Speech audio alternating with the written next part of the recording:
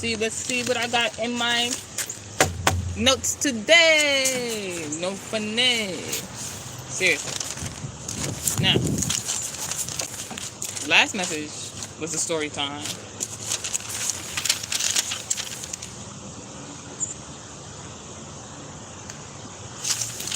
Yeah, last message was story time. What I'm gonna have for y'all today. I guess an ask fast message.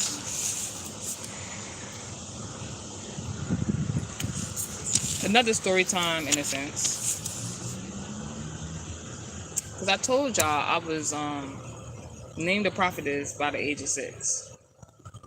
So I used to have all these wild, crazy dreams that I'm not gonna say didn't make sense, because they make sense now. Back then, I didn't have the discernment to understand what those big, bold dreams meant.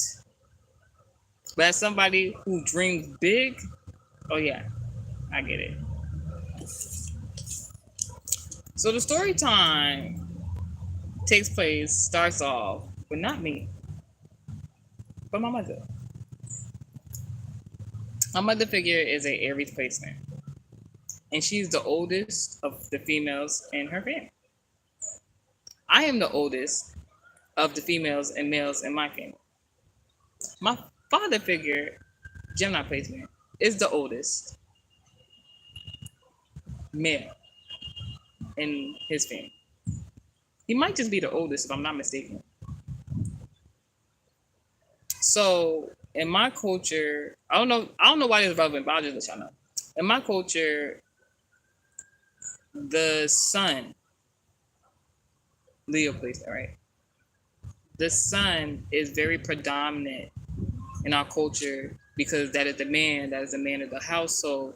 In my culture, they really, really thrive off having sons more than daughters.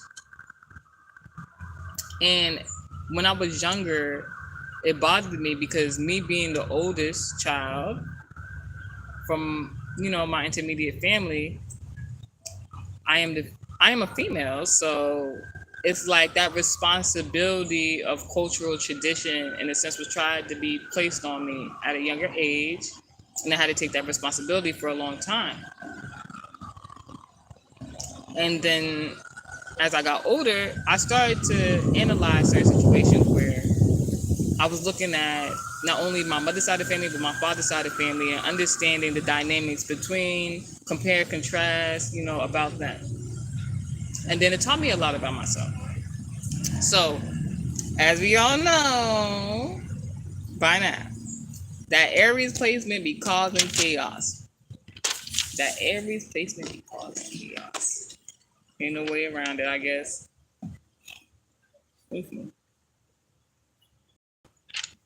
So, I just briefly found out, I guess, that I just really found out that my mother's sister, the youngest daughter, the youngest child, is a Libra, Justice. And now, in my young adult life, finding out that my mother's sister is a Libra and watching their dynamic over the years, it makes a lot of sense. Follow. All right. I would add additional to this, but I'm gonna have respect for the non-living real quick. So like I said, so my mother and her sister, one's an Aries, one's a Libra. So my mother was the first, and her younger sister is the last. Now, my mother got with my father, who was a Gemini placement. So Gemini Aries. Just communication of a whole bunch of chaos and stuff going on. But I guess it's good for business. So, before I get into how my father and mother met, I'm going to tell you a story my mother told me when I was a child. So, the name, all right. So my mother, when she would be talking to men in her younger years, before she met my father, or got married, she would give men a fake name. And she would, bag these men with this fake name, and that'll be that. But then she got married to my father, Gemini placement. And then I came into the picture, and my mother gave me her fake name.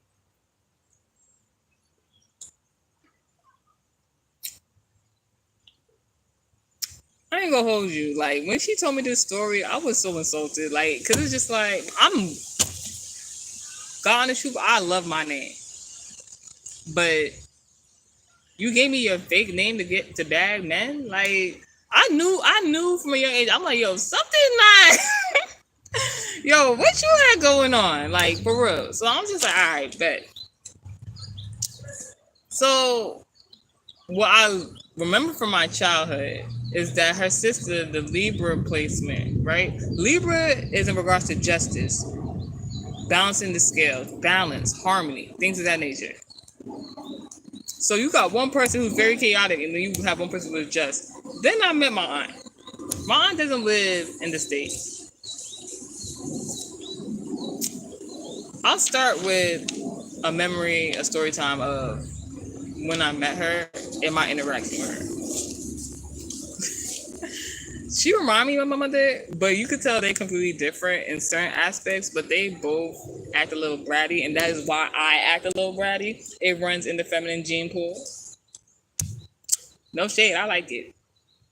So, ooh, dang, B. What do you do to that? Anywho, I was talking. Yeah. So there's different parts of my childhood. It's like someone want to touch my feet. Anyway, there's different parts of my childhood that I would remember, and for a reason, like my siblings, my parents, like they would act like they didn't remember, but I hadn't gotten contact with my external family in years since a child. So I was going through this thing where I was just like, nobody is trying to tell the truth on my behalf. No disrespect, but it is what it is. So it's just like I had to go looking for my own answers. Because when I would ask certain questions and things, my parents would act like they didn't know what I was talking about. They would, claim that like, oh no, it's not what you think, and no, it's not that. I got tired of hearing that stuff, and that's kind of how I got into spirituality. So one particular incident where occurrence like that happened is when I traveled to Africa for the first time. Yeah, for the first time when I traveled to Africa. And we went to go see, my family members that I never met before and things of that nature. Just used to, talk to them on the phone and stuff. It gets pretty interesting. One moment.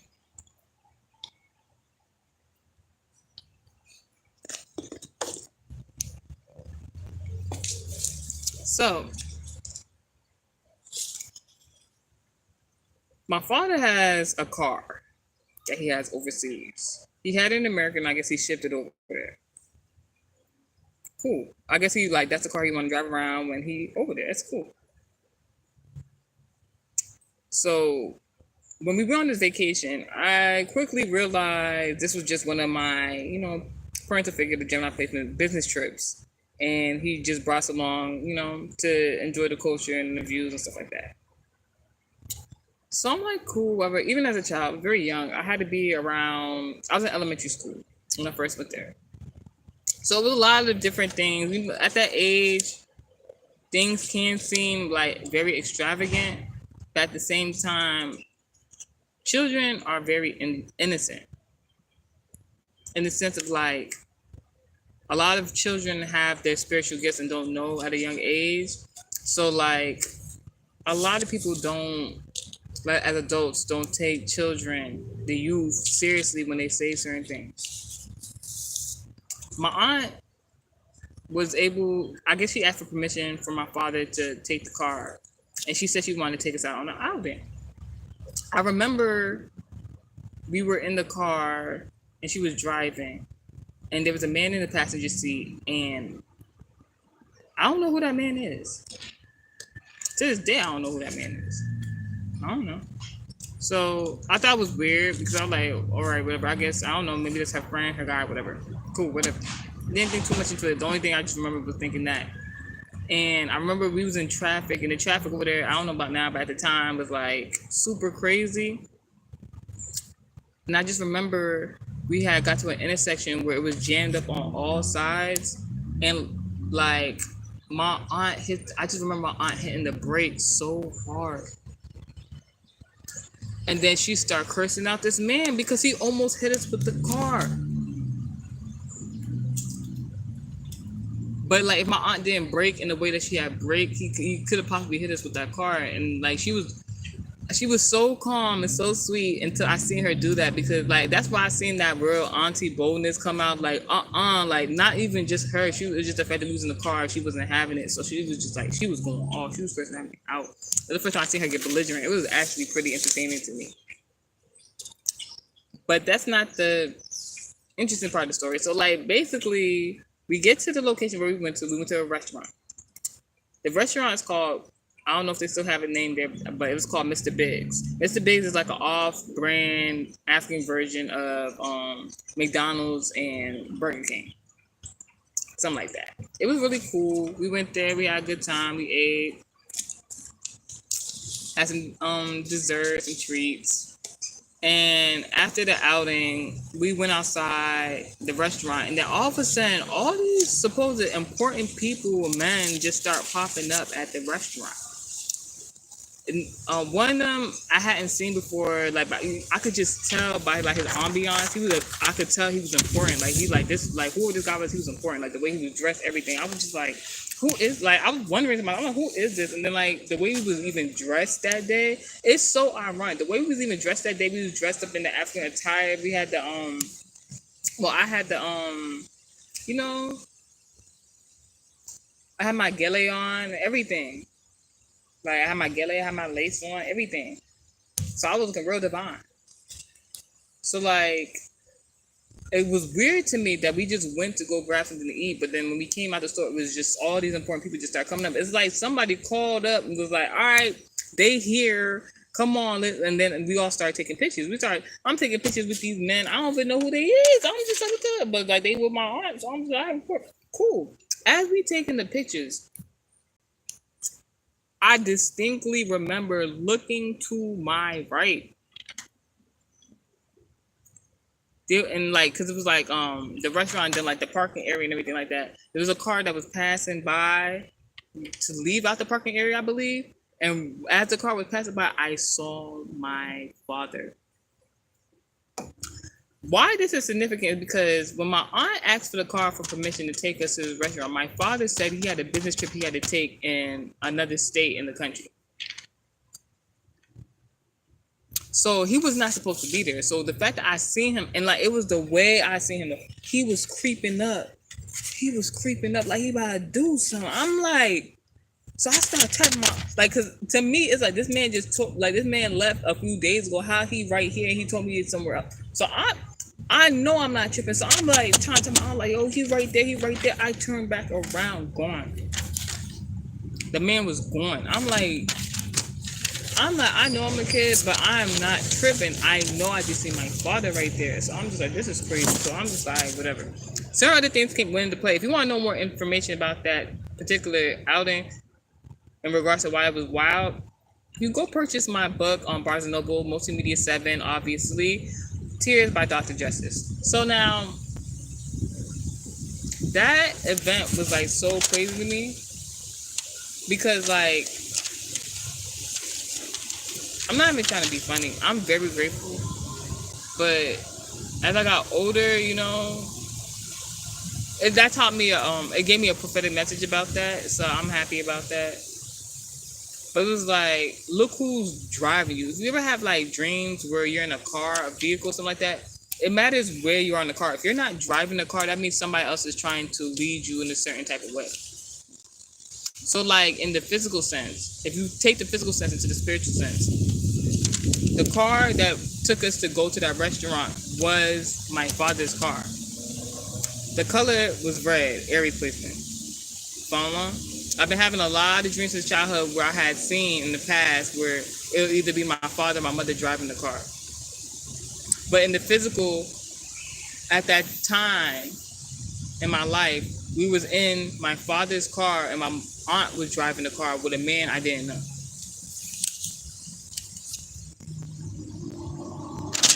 And me and my sibling just, there for the ride. Like, so what I do know about the situation is that some sort of disaster was avoided, and that could have been a prophetic message from the past telling me about something that happened also previously. So I'm grateful to God for that.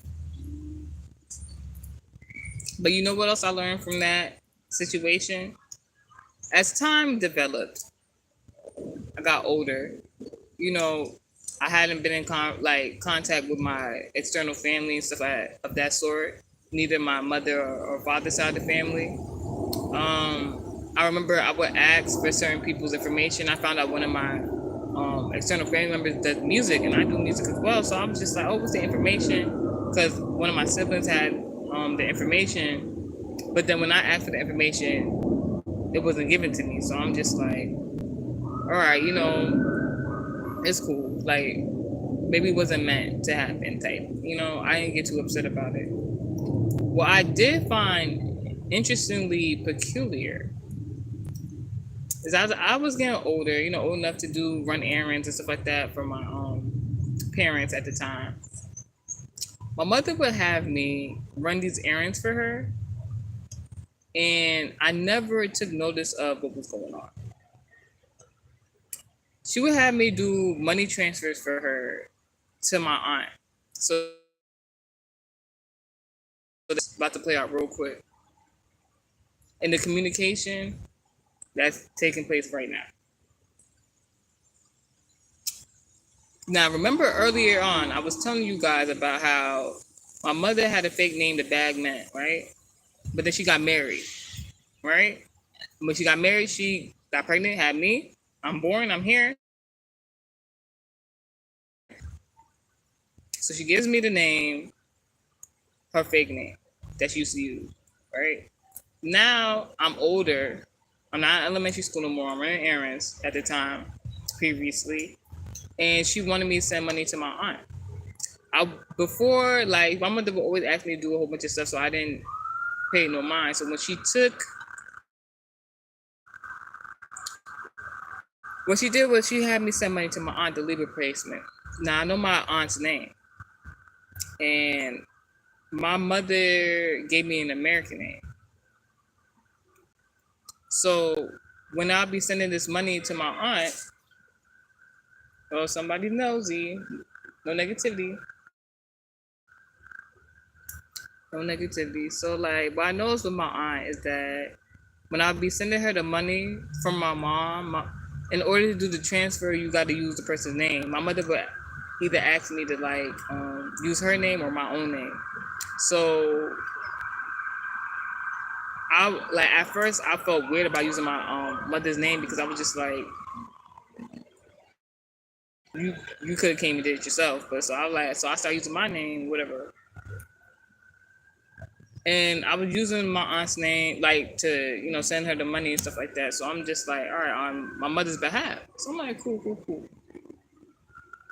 And I wasn't really paying attention until one day, because my mother would write out what she wanted me to write down on the transaction sheet. I looked at the paper. I would just write it down, not care, or I'll just give the person the paper, they do it for me. Until one day something was like, look at this piece of paper. What is going on right now? One moment.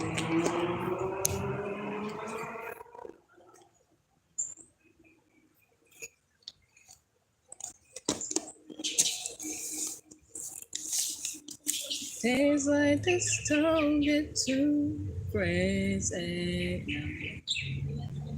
Satisfying you.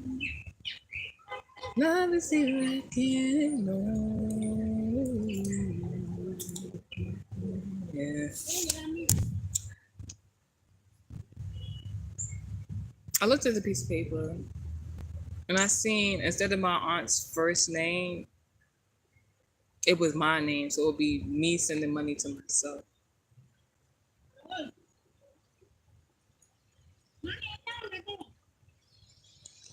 From then, I made it. I ain't gonna hold you. I was hassling. Probably thinking about me right now. So I ain't gonna hold you. From then, it was a hassle to get me to do these transactions because I felt some type of way. It's not that my aunt can't have that same name. My mother already told me the story, so that's when I started feeling like it was something else going on. And this is really around. I didn't really figure all this out until like the beginning of my spiritual journey a few years ago, about 3 or 4 years ago, that something wasn't right with that situation. Because as a grown woman, I know my mother is fully capable of making them transactions by herself. And as a child, she was sending me on errands to send money to a relative. But you trying to have me send money on your behalf to a relative using my own name, and this person using my own name. Now, look at it like this. So the Aries, chaos, wanted to give her sister justice by using me to communicate a transaction to get money. Taurus. Hi.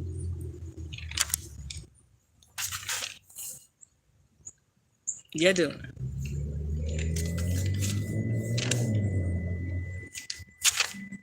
So my aunt took the fake name that was given to me that's actually my real name.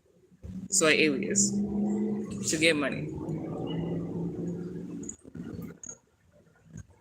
After my spiritual journey, I did the research that I had to do and found the information I needed to find out. I finally became brave enough to contact some of my relatives overseas. It's primarily using the app of Facebook. And how that has blessed me. Now, as I was looking, it's all about mindset, how you look at certain things. Because even if things seem a little silly at the time, there's a bigger meaning to everything. Now, Facebook and YouTube have the characteristics of the zodiac placement of Taurus, which is me. My mother had a fake name. My aunt had a fake name.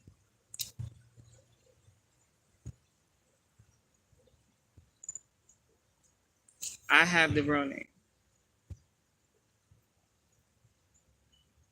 My mother left her sister, got a new name, and then birthed me. I'm not going to get into my aunt's business and stuff, but while my mother left her sister and she's doing what she's doing, I thought the situation was weird by me sending myself money, quote unquote.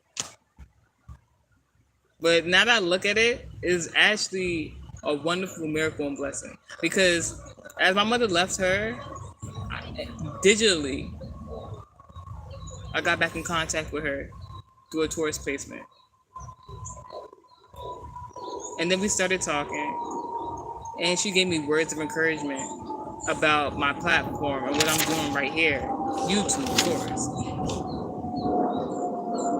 And it's been going a long way. And I'm very, very, very grateful for the interaction because now I see that something that made me upset back then was just only prophesizing how I'll be in contact with my aunt because of that transaction.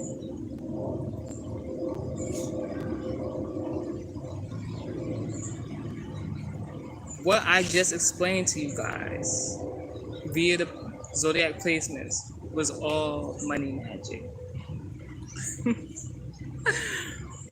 If you would like more information on how to do so, contact me on this platform, Multimedia 7, on Instagram, mm.7, as well as TikTok, ms mms7, same as Instagram. I just want to share that with you guys today. It was kind of intriguing for me to like have a full circle moment and realize how the past affected my future, and knowing who is the driver in my life, which is me, but how to alchemize certain events for your own greater good. All right, that's the story time message. Stay blessed.